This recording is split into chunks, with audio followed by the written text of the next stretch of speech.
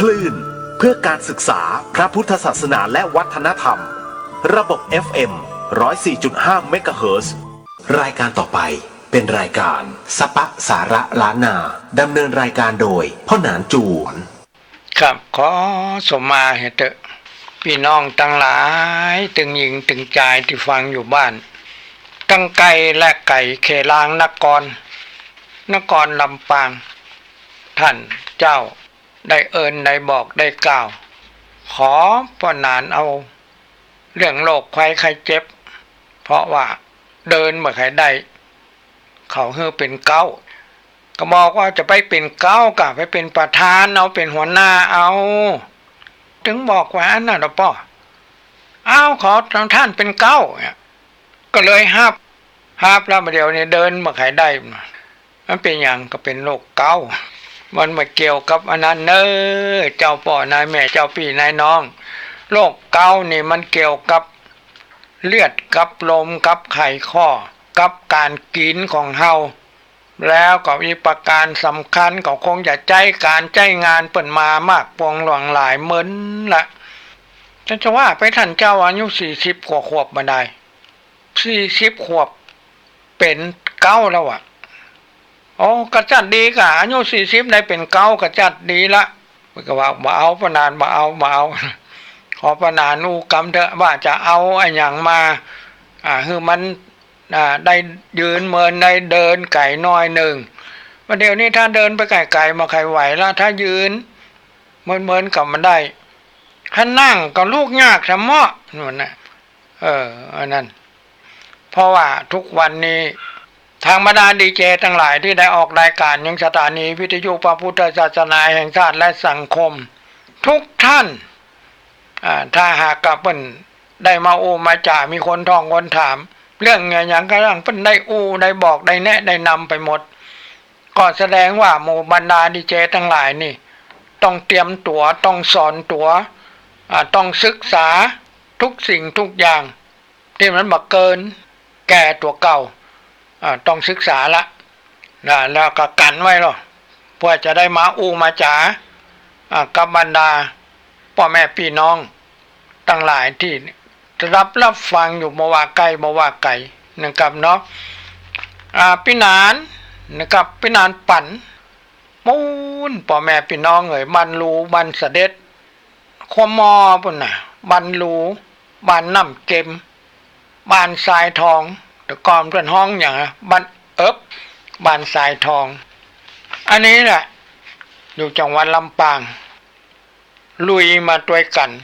เกี่ยวกับโรคภัยไข้เจ็บฉะนั้นคนเฮาทุกวันนี้นะที่มันเกิดเป็นขึ้นมานี่สมัยโบราณมันก็มีอยู่โรคเกาต์โรคปลายก็มีหม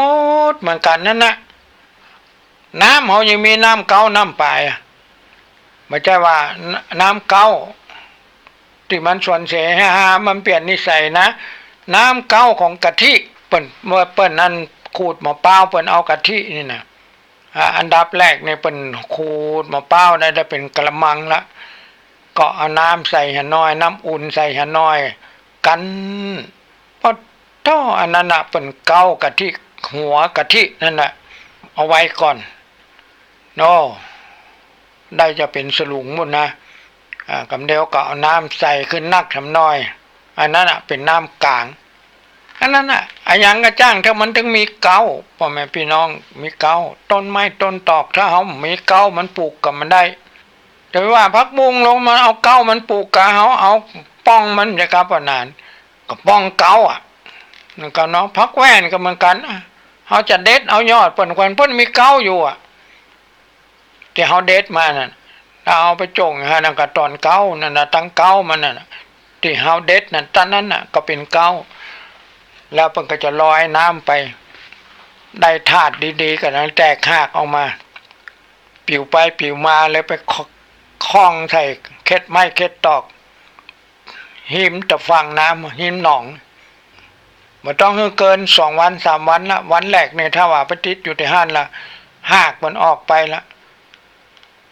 หากก็เหมือนกับมีชีวิตชีวาละสาบกินดินน่ะเป็นอาหารของเปิ้นหากก็แตงไป มาก็นั่นแหละเกิดเก้าขึ้นท่านครับโรคเก้าอีป่ออีแม่อีน้องอีนายท่านเจ้าเฮยอันที่เฮาบอกว่าการกินเนี่ยของเฮาเนี่ยมีปลุงคนหนึ่งเปิ้นบอกที่เปิ้นเป็นเก้าเนี่ยเพราะเปิ้นทำงานกับคนจีนเวลาเปิ้นไหวเจ้าไหวบรรพบุรุษไหวผู้มีพระคุณเครื่องในเปิ้นมาเอา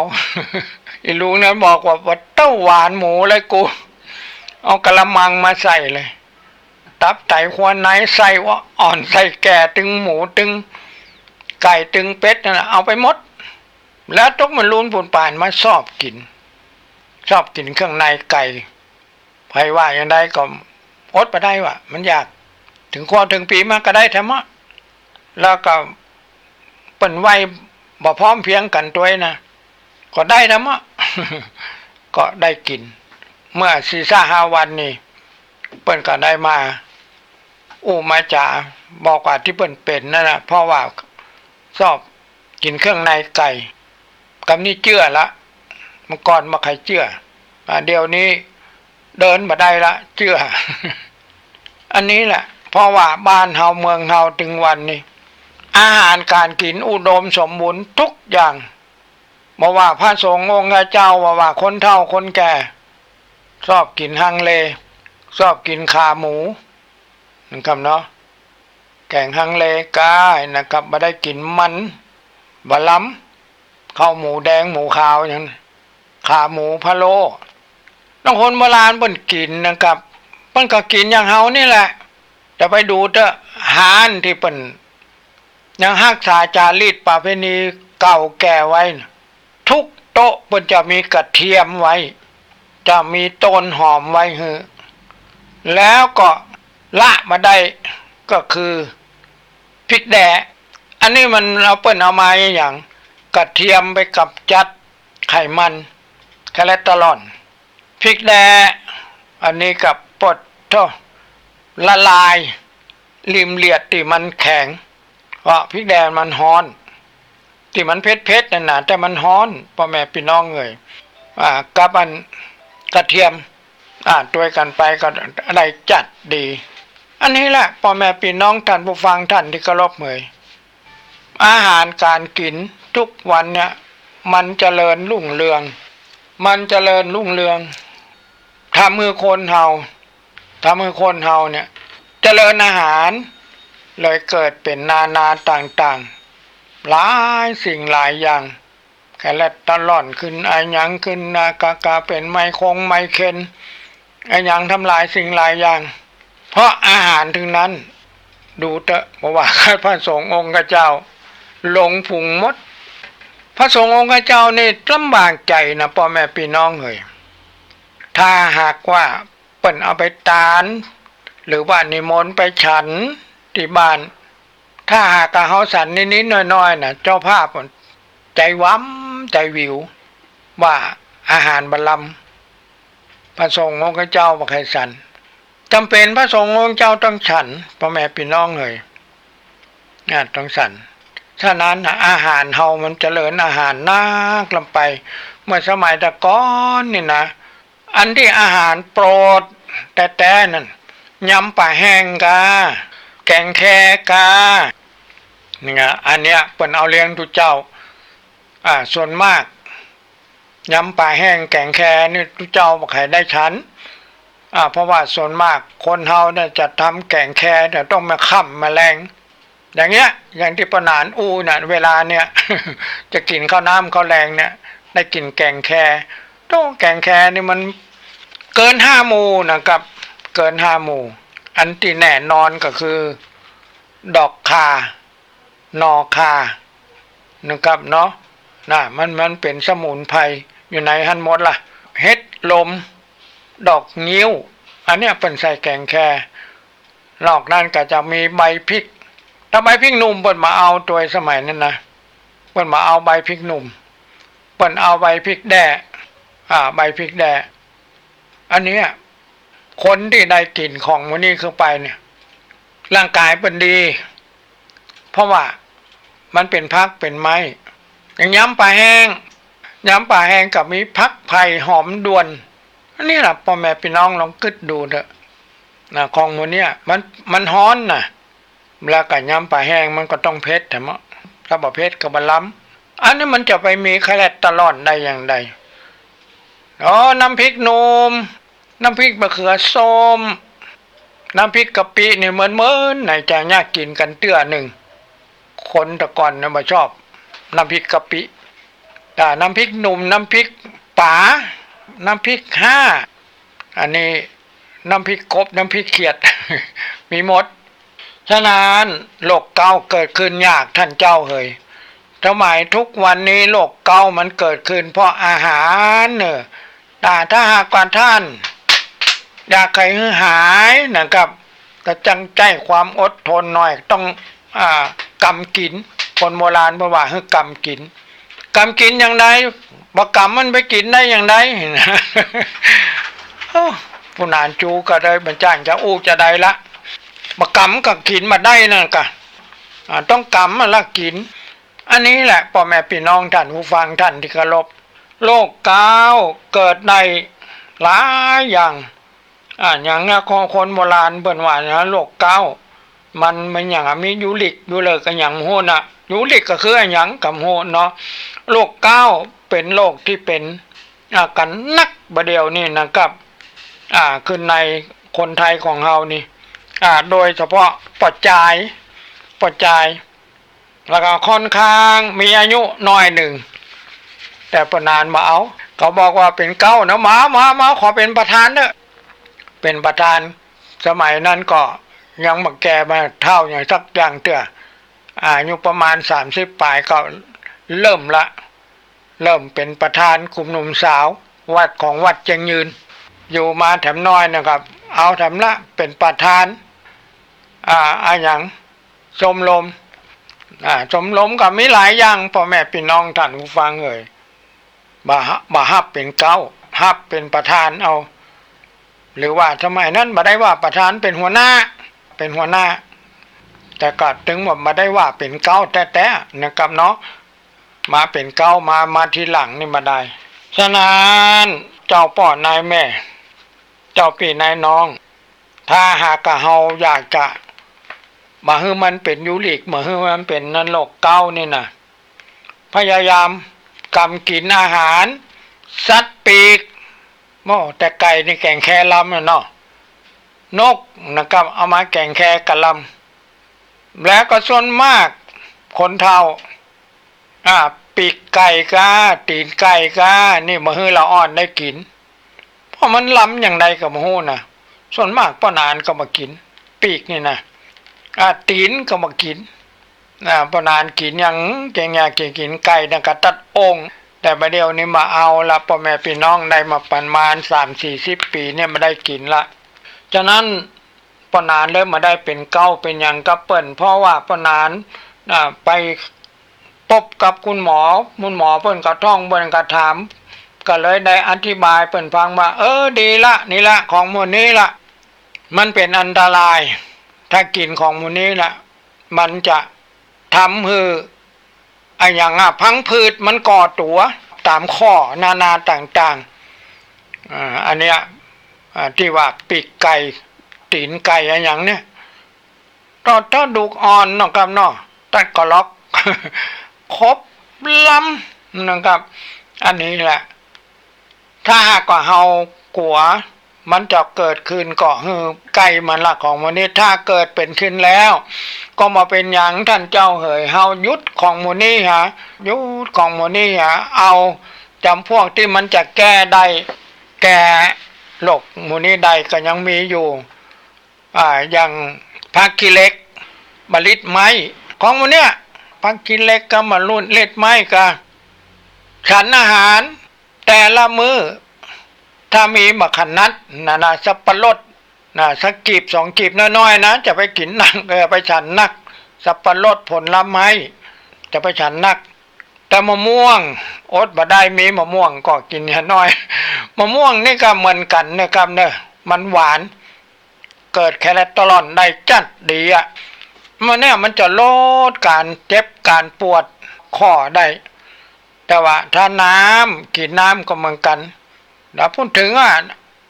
เห็ดทั้งหลายนานาต่างๆในกินได้จัดดี3-4-5 วันตำน้ำพริกดำนะครับเนาะเอาเห็ดมาต้มใส่เกลือแค่น้อยหนึ่งมันได้ใส่อื่นนะกินกับน้ำพริกดำ แต่มันใครมีวิตามินแต่มีติมเห็ดมีอยู่แล้วจะเป็นเห็ดฟางเห็ดนางฟ้าเห็ดนะยังก็ได้หมดหรือว่าเอาไปซื้อเอาเห็ดตะลอมปอมยาเห็ดหอมเห็ดยังในตลาดที่เปิดมีขายเอามาสัก3 อย่างเอามาพัดรวมกันจัดดีนะครับเนอะนี่ลดได้ลดยูริกได้ลดแผลคอเลสเตอรอลนะครับเนาะคอเลสเตอรอลนี่ก็คือมันนะครับพวกมันทั้งหลายนี่แหละมันหมูมันนาต่างๆอาหารทะเลเนี่ยกุ้งกาปูกาเนี่ยแต่ถ้ามากินก็มาได้นะครับมันขาดวิตามินไปเป็นหลายอย่างฉะนั้นเขาก็กินพ้องนะครับเนาะแต่ว่าบางครั้งบางทีบ้านเรามันเป็นอย่างนั้นทำบุญได้บาปจะบวชลูกบวชหลานจะทำบุญขึ้นบ้านใหม่จะแต่งงานล้มงัวล้มควายถึงมาไปล้มกับปุ้นลาบดึกซาดึกเตรียมตัวละนะครับเนาะมาอยู่ด้วยกันช่วยกันจัดกันดาวันดิบวันศุกร์นั่นนะเปิงเปิ้นว่าวันดิบวันศุกร์ล่ะไปรออยู่ปุ้นลงฆ่าสัตว์อยากเป็นล้มงัวล้มควายขึ้นมาแล้วโอ้โหจีนมันดินดึกดักนั่นเป็นว่าสมะทั้งบ้านก็ตำน้ำพริกไว้เรียบร้อยละแม่แรงลาบดึกซาดึกเอามาถึงนี่ส่วนมากยังมาตันช่วยตันลางไปกินกันละซาก็ปะโถเป็นตินเต่านิ้วมือเนี่ยหัวแม่มือนี่นะไม่อย่างนี้น้อยเนี่ยมันไม่มีพริกมีเกลือมีพริกไทยนะครับเนาะยังดีอยู่แต่ก็ถึงอันตรายอยู่ละลาบนะครับลาบดึกซาดึกมันของดิบเจ้าป่อนนายแม่เจ้าปีนายน้องอันนั้นนะอันตรายหันมานักหนาจารีละลงดำลงแดงตายกันก็นักหนาจารีอันนี้เรื่องซาถ้าเรื่องมูกเรื่องมันก็เกิดเส้นโลหิตตีบตันเส้นเลือดไปเลี้ยงสมองมาได้เพื่อจะพดเข้าไปกับสมองเลือดเส้นสมองเลือดฝอยเลือดอย่างแตกก็ตึงเป็นน้ำมาพึกมาผ่านแล้วนะมาป้นทั้งตายอันนี้แหละโลกทุกอย่างเจ้าป่อนนายแม่เจ้าพี่นายน้องเขาจะยากจะได้คือมันฉะนั้นเขาจะต้องรักษาตัวเก่าดูแลตัวเก่า